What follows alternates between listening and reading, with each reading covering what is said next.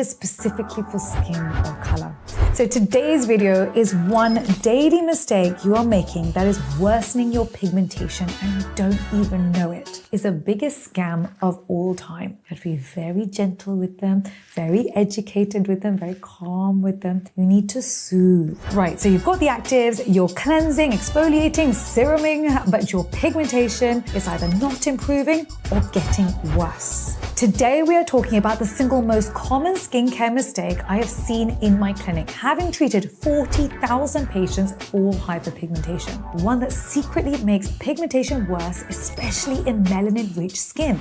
So the mistake is using products that sting the skin and you thinking that something is working, but actually it's a red flag. After that toner or moisturizer that gives you a buzzy, irritated feeling on the skin, this is a problem for you. In Caucasian skin, nothing much happens, but in skin of color, it wakes up your melanocytes and boom, pigmentation. Stinging equals barrier irritation. I don't care if it's from a luxury serum or from a 5-pound toner. If it's stinging, it's inflaming. The annoying thing here is that inflammation doesn't always show up as redness in our skin tones. For us, it can show up weeks later as a dark patch. So the common culprits are daily exfoliating acids. We've all been told, wear vitamin C. What type of vitamin C is suitable for skin of color? The most popular vitamin C is L-ascorbic acid, also known as pure vitamin C, also known as the strongest form of vitamin C. But is it suitable for skin of color?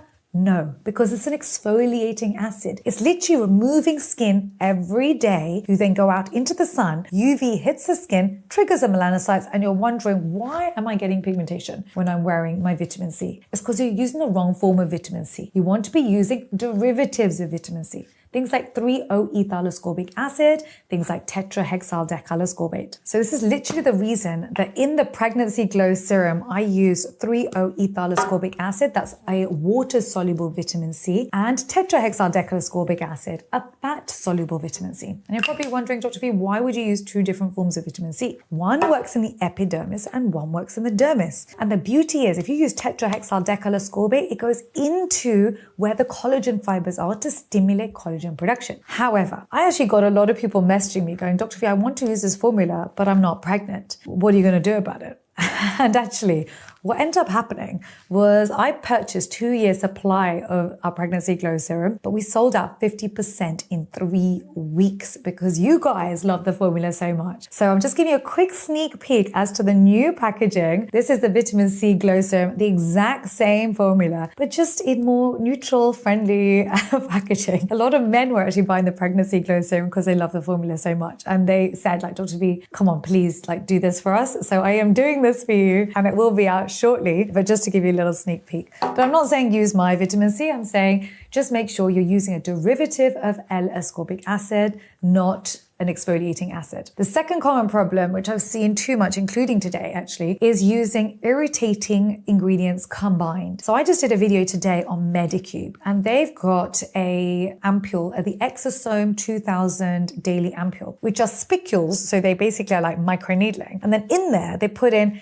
AHA, BHA, and PHA, 3 different forms of acid, which is just a disaster, waiting to happen. It's just not something that I would recommend for you guys because we get PIH very quickly post-inflammatory hyperpigmentation. So if you're wondering, Dr. V, what exactly is the difference between white skin and skin of color? It's if you're more likely to tan rather than burn in the sun. If you tan in the sun, you have skin of color. If you burn in the sun, you have Caucasian skin. Now, if you tan, it means that your melanocytes are large. They are easy to trigger. As I always say, one scratch, one bite, or one burn, and we hyperpigment. We cannot afford to irritate our melanocytes. You have to be very gentle with them, very educated with them, very calm with them. That's very, very important. So don't use combination products that are irritating to the skin. The next one I've seen has shocked me, and this is using an acid in your SPF. So today I did another video on Bioma. They've got a SPF 30. I was so excited as a moisturizing gel SPF 30. Brilliant, right? But then they put in lactic acid into the actual formula. So you're using an AHA, taking off the top layer of skin and then allowing UV to hit the skin. It makes no sense. So please avoid this. The next is fragranced brightening creams. Like, why would you do that? That is just doesn't make any sense. Fragrance can lead to contact dermatitis in 3 to 4% of the population. That then leads to hyperpigmentation. So what's the point of putting the thing in that's going to irritate the melanocytes while you're also using tyrosinase inhibitors to calm down the melanocytes? Please explain that to me. It makes no sense. Like we all know, it makes no sense. Does someone want to go and tell the big brands? It's fine, I make the videos for them. But still, I want you to also pay attention to what's in your product. And the last one is actually a really annoying one. This is using luxury skincare. Luxury skincare is the biggest scam of all time. The Chanels of the world, the Diors of the world, please don't come and sue me. But these luxury skincares tend to have a ton of fragrance. Like the fragrance is so strong, you can hold the pot away from you and you can smell it. You know what I mean? You can have someone walk past you using Dior moisturizer and you can smell it. And the problem is these are all agents of irritation. They can all lead to contact dermatitis. And so now you spend hundreds of pounds on a moisturizer only to be given a rash in a bottle. So let's avoid luxury skincare. Let's educate ourselves, empower ourselves, not waste our money. And actually don't buy expensive skincare. Buy skincare